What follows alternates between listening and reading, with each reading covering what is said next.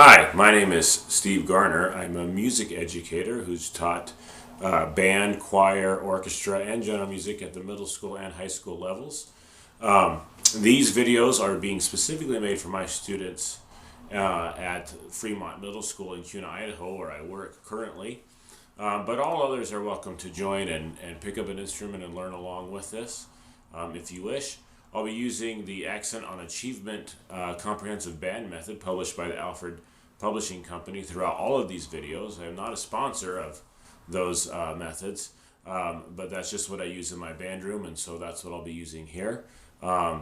So if you're going to follow along, you need to make sure you have a book for that specific instrument. Each book comes specifically for either flute or clarinet or trombone or whatever instrument you want. So before you start, you need to have the instrument. For my students, it should be an instrument we've discussed either via email or in class about this is the instrument you're going to use, and we've agreed that that's going to be good for you. The instrument should be a quality instrument, not a toy. There are lots of different types of instruments and lots of makers out there, and sometimes they're really great ones and sometimes there's not. So really do some research and make sure you have a quality instrument you can use. It should have a case to be able to transport it from home into school or wherever you're moving to so that it can protect the instrument. It should have a cleaning rod or a cleaning rod for like flutes, and for clarinets and saxophones there's a swab.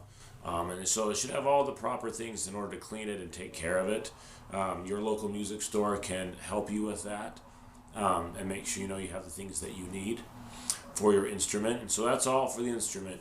If your instrument is a clarinet or a saxophone or a bass clarinet or one of those, you need to read for that instrument for the specific type of instrument that you have, and we'll cover that in a little more detail on those instruments specifically.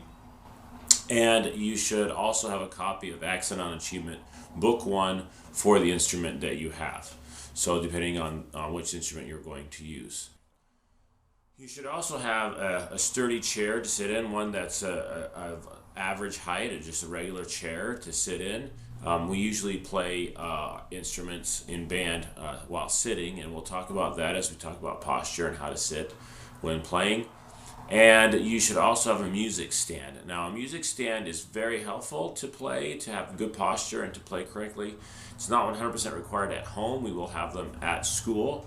If you're learning this and you're not in my class, if you're going to be attending a school that teaches band, they'll usually have music stands for you there. But when you're practicing at home, you're going to need a music stand, or you can improvise.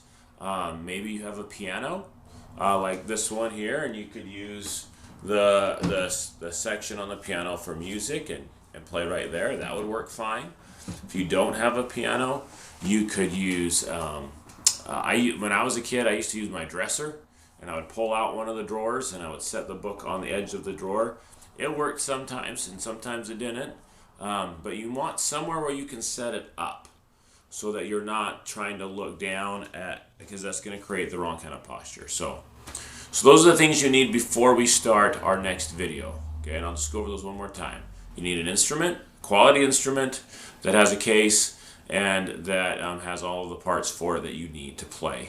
And then again, we'll go over each of those in each video. You need a copy of Accent on Achievement Book 1 for your instrument, and you need a chair and a stand. And if you have those things, you can go on to the next video and get started right away. If not, then make sure you acquire those things before you go on. I hope these videos help and are able to progress you along your instrument, and we'll see you on the next video.